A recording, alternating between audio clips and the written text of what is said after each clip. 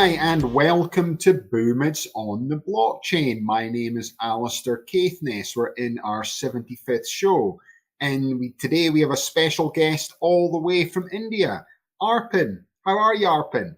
I'm good, Alistair. How are you? Yeah, very good, Arpan. Where about in India are you based?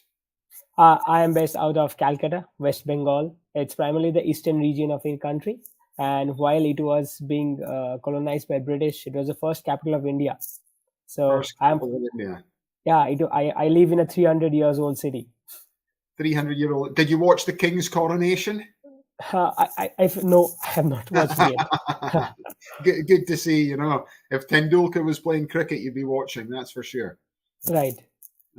So just to kick things off, Arpan, I know you've been involved in blockchain. We're going to speak about how blockchain's growing in India so fast. But just give a bit of background about yourself, a bit about the company you've set up in terms of the metaverse, Web3, etc. Right. So first of all, I would like to say that I am just 19 years old, and I believe that this Web3 space has accepted me in every way.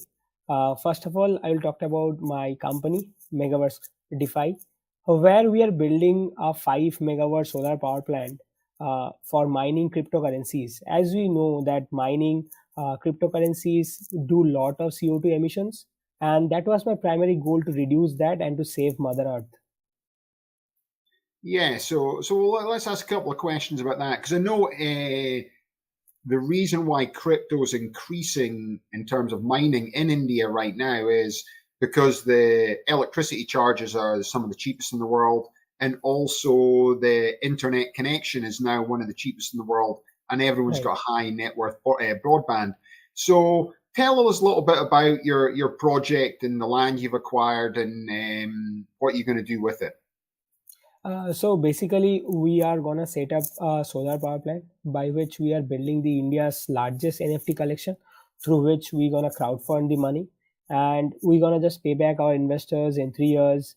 By which also we're gonna generate a monthly revenue. Who gonna charge for a unit? We're gonna charge for a unit, and they'll be paid in a monthly basis. We're gonna pay back them. And by using our main froster is, we also collaborated with an infrastructure company, which is more than $100 million in infrastructure field, and they are helping us to strategically develop this solar power plant, which they have done for previous last 20 years. Yeah, and you were telling me offline as well that you've already secured the land for the project. Yes, we already have secured the land. We have the idea, we have the strategic planning. We are testing the units in GPUs, which GPU should we use, which Bitman or any other system should we use. We are testing on this phase, which will be more beneficial for our investors. So a little bit. I know you're a smart contract developer as well and a coder. So give a bit of background to the people you're working with right now and this young community from India in terms of coders, smart contract developers, and everyone getting into the space, and some of the presentations and events you're involved in, Arpan. Okay. So in Web3 space, the developer space in India is quite very small. And big companies like Polygon and Solana, they are doing boot camps all around India. We are having there's a basic news that one Web3 session is happening every day in India. So that's a very good news for all those India's developers out there. So there is a high increasing rate of developers, where we have seen from 2021 to 23, there are numerous number of increase in the number of developers in Web3 space. As I have seen that many front-end developers are turning into Web3. They are learning the Web3.js, the files, and which help them to transfer into Web3 space. And learning Solidity is quite easy, I feel like, for the younger generation to adapt newer technologies. Yeah, and then you've done a couple of apprenticeships with some of the bigger companies as well. So give a bit of insight. I know you've done work with Google as well. You've gone through their sort of intern system, but because some of the other big companies you've been doing interns with is with blockchain development. So I have worked with Google, and in that space, I have helped Google actually helped me to train on Google Cloud. I actually learned about how Google handles the cloud in Web3 space. Also, I got a very good news for all the Web3 startups out there. Google is giving away $100,000 for all Web3 and blockchain startups to utilize their space in Google Cloud, and you can use different kind of app engines, Heroku or at Anthos, to manage all of your clusters in Kubernetes as well. So Google actually helped me to in the infrastructure phase, how you can localize your infrastructure in data field. So yeah. And what other companies have you been doing internships as well? I think Salesforce was one you mentioned as well. Yeah. Yes, I have worked with Salesforce. They actually helped me with CRM software learning. I was very new to the CRMs of the different companies. They actually taught me how this lightning web cable works and all those. I got this learning of backend technology a little bit, and that actually helped me to shape me total full stack developer, where I can have a point of view in both cloud, in front end, in back end, and as well as Web3. And you know, and a little bit some of the entrepreneurial events as well that you're sort of organizing. So I know you're setting up sort of meetups, you're doing discussions, but you know, how many people are turning up to this? Are they in the hundreds? Yeah, sure. People are turning up more than hundreds. So we are doing a weekly sessions where people come up. We are doing Twitter space every now and then. We are collaborating with different projects, helping them to grow. And we are collaborated one of the largest communities in India, which have almost 25 plus or 25,000 developers in 30 countries. So that's a bigger impact which you are trying to put, sitting in a very small space in a remote. And this weekly meetups actually help us, and my goal is to make 1 million Web3 developers, because then we gonna get top 1% cream layer developer, which is the best in the business, and that can be utilized by in upcoming DeFi, upcoming Web3 scenario companies. Yeah. So that's super interesting as well, Arpan. So if you're thinking that, like, you know, I'm from Scotland, grew up in the UK, population of 5 million people there, moved out to USA now, obviously bigger population, 330 million. You know, the population in India now is over 1 billion people. Yes. And it's essentially going to be the biggest population in the world, they reckon, bigger than China by, I think, 2045. I've read reports that India will be the biggest population in the world. So what is the government and the schools and everything doing with blockchain? Because this is the new technology coming out, and you know, you're still only 19, but you're obviously well versed in all the technologies out there and being a top coder and programmer. And you're talking about just weekly meetups with 100 people there, but you know, you've got a community of 25,000 essentially Web3 developers in India that you're working with. You know, Right. Tell us a little bit about what the government and the schools and universities and all doing for blockchain, so people in the West can understand. Okay.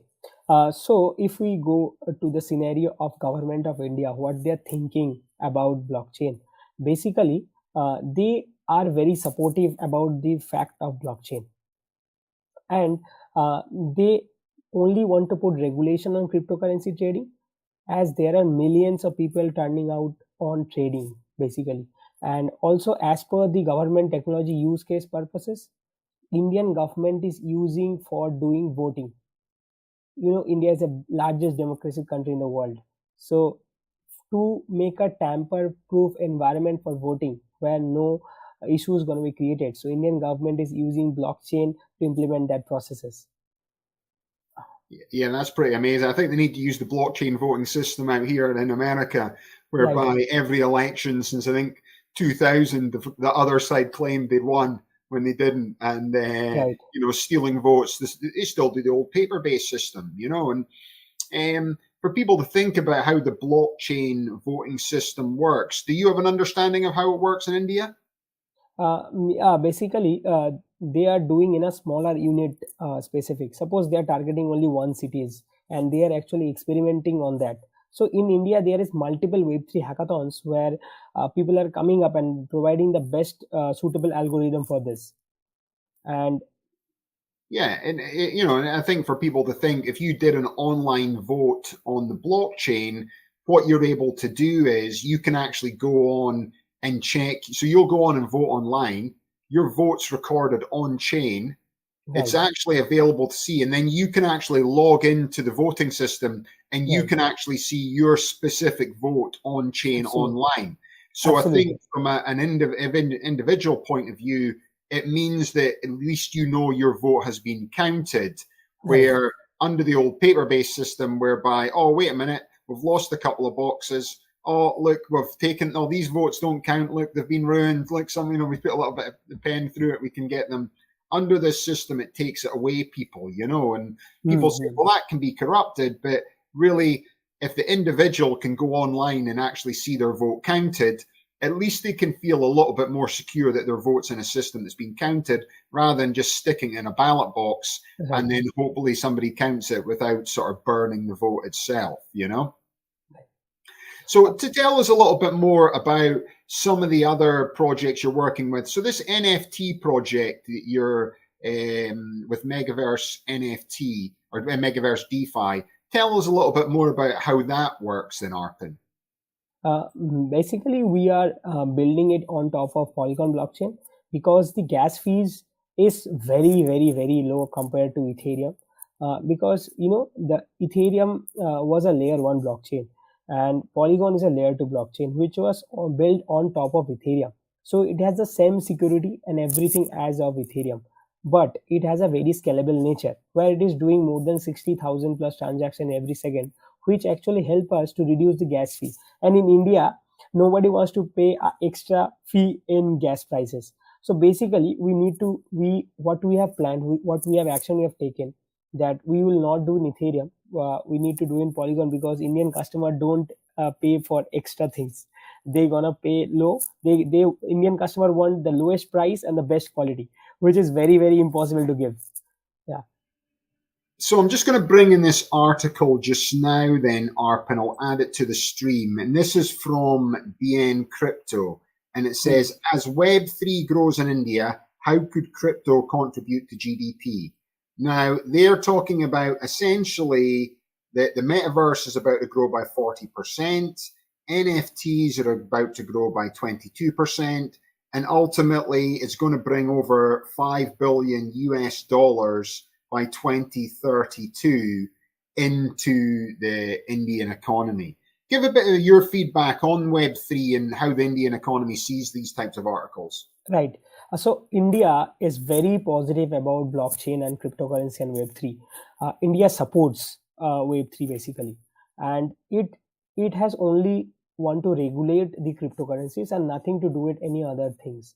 India wants to grow Web3 because we all know change is the only constant. We need to support this change. We need to support this where our Web3 is adding a trust layer to everything, right? As you can see in this year, in 2022, India have collected more than $50 million in taxes. So Web3 is helping every day to put money for Indian infrastructure growth. Also, if you see Vitalik Buterin, the founder of Ethereum, also donated a huge lump sum money for India's in pandemic. So from that stage where helping is coming from cryptocurrencies, helping is coming from Ethereum, and India is very, very positive. And second thing I would like to say that the most number of users are going to be from India. This is what my prediction is from point of view in India, because there are many exchanges in India. People are very competitive about trading in cryptocurrencies. Also, if you check, apart from cryptocurrencies, the Indian blockchain market is also begin driven by the adoption of blockchain technology in various sectors such as finance, healthcare, logistics, supply chain. For instance, like blockchain is being used in India to improve the efficiency and transparency of supply chain operation. Because what I see is next to China, India is going to be a big country for infrastructure as well as supply chain management. So India is going to be heavily using blockchain for supply chains. Yeah, and then further in the article for the viewers to see, this is like the cost of mobile internet around the world. And this is going the average cost of 1 GB of mobile data in selected countries and territories. So Israel's the cheapest at 4 cents for 1 GB. Italy, surprisingly, I wouldn't have thought that, 12 cents for 1 GB. Then India at 17 cents for 1 GB. Now, if we all whiz down, we go down to the UK at 79 cents. But then you come down to the USA, it's like 562 that they're charging. So, you're starting to think that the US is, they're talking about, making it difficult for Web3 blockchain companies, internet companies are now, moving out of the US. There's over 1,000 US blockchain companies have moved to Switzerland in, ultimately the last 6 months because of the regulations that are changing there and the rules. But if you start even looking at in terms of mobile charging, it's absolutely crazy that we could be charging 562 compared to like 17 cents, and this is for mobile part. And then, the article also goes down that they're saying the Indian market is predicted to have a 57% compound annual growth rate up until 2032. So essentially, it's growing by 50% every single year for the next 10 years, which is a huge amount of growth. And according to India's this as well, this is the World Economics, Indians' median age is 27.6 years. So this country has the youngest people who can contribute to the rise in technologies such as blockchain. So, we're talking about, if you said to people here, we've got 25,000 people involved in blockchain development in our group, in Scotland, that's basically like, 5 times the size of Brecon. And here it comes here as well. And then India, it's just like in groups within it. So, people need to understand that when we speak about India moving to be the number one country in the world in terms of blockchain and Web3, then, it's just growing all the time because of that. Have you got anything else to add to that, Arpan? Sure. The rising talent, the age group, the youngest talent of the world is sitting in India. I think that's the gold India is having sitting on right now. We are heaven for talent. We are in the IT industries. India gonna put a huge role. As you can see already, most of the US companies has already CEOs are from India. So I feel like India has a very big role to contribute in this age in technology because we are a very good learning talent. We are producing engineers more than population of Switzerland, and that's great. Every year there is 5 million engineers, and if you take the top 1%, that is also more than 500,000 people, and like that's a huge number of people. Like if you consider, that's a huge workforce. Yeah, well, that's 5 million blockchain engineers. You're saying there's coming into the market space every single year. That's 5 million new blockchain engineers. So people need to realize that, you're starting to move into the number one source. And, what's interesting about me, and I've got to know Arpan well over the last few weeks. So Arpan is going to be helping us with some, smart contract development, some future projects. We'll start to collaborate in things and, taking on the sort of CO2 tracker stuff that we've been talking about in the previous one. Arpan's getting involved in developing a smart contract for that, which we're going to hopefully go out there and make it free for people to use in the market space. And, I know Blockchain for Energy, they've got a CO2 tracker. I know Garrett created the first one and he put it out there as open source, and he's the sort of godfather of the crypto blockchain CO2 trackers out there. Garrett, if you're in Mexico, give us a shout. We've been passing your code around India and we've got all these thousands of engineers starting to work on it. But, it's ultimately, that's what's so exciting. And, when we had Garrett, who's a previous podcast on the host, he was a young guy as well, Arpan, and, when he came through the Bitcoin Academy and under training of like Nick Spanos and guys like that, but he was talking about 20, 25 people, this elite people that worked with Nick Spanos out in New York. Now, Arpan, we're going forward like, 7, 8, 9 years, and he's talking about in his group alone and in Kolkata is 25,000. So it's absolutely amazing, Arpan. So have you got anything else to add, Arpan, and how people can catch up on you? You can directly hop onto my LinkedIn. It's you can search. You can just do Google Arpan Mondal Web3. You can get my name on the first. Arpan Mondal Web3, top of the list.